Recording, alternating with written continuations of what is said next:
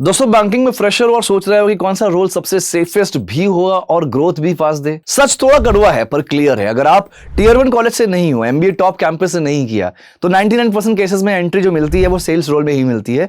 Relationship executive sales officer, CASA sales, VRM, loan processing with sales target, यही ground level entry होती है private banking में। अब लोग सेल्स सुनते ही डर जाते हैं, पर रियलिटी देखो दोस्तों, सेल्स रोल्स सेफेस्ट एंट्री इसलिए है क्योंकि बैंक्स को रेवेन्यू चाहिए। जो इंसान रेवेन्यू लाता है ना, वो वैल्यूएबल होता है, और जहां वैल्यू होती है वहां ग्रोथ भी फास्ट होता है। सेल्स रोल में आप डायरेक्टली कस्टमर से डील करते हो, कम्युनिकेशन इंप्रूव होती है, कन्विंसिंग स्किल्स स्ट्रांग होती है, मार्केट समझ आता है। 1-2 साल में आपका कॉन्फिडेंस अलग लेवल पे चला जाता है। फिर आप senior relationship manager, branch sales manager जैसे रोल्स तक ग्रो कर सकते हो। हाँ, मैं ये एक्सेप्ट करता हूं कि सेल्स में अगर आप जाते हो, इवन अगर बैंकिंग लाइंस में जाते हो ना, तो वहां पे सेल्स टारगेट प्रेशर, किसी भी प्रोफाइल पे काम करो, सेल्स टारगेट प्रेशर तो होता ही है। अगर आप ये मैनेज नहीं कर सकते तो मैं आपको सजेस्ट करूंगा कि आप किसी और इंडस्ट्री को देखो, जैसे आईटी हो गया, एफएमसीजी हो गया, रिटेल हो गया, कुछ और इंडस्ट्री देख सकते हो। ऑपरेशन या बैक ऑफिस रोल्स ना स्टेबल लगते हैं पर ग्रोथ स्लो होती है, एक्सपोजर लिमिटेड होता है, सेल्स में प्रेशर है पर विजिबिलिटी भी है, बॉस को पता होता है कि कौन परफॉर्मेंस दे रहा है।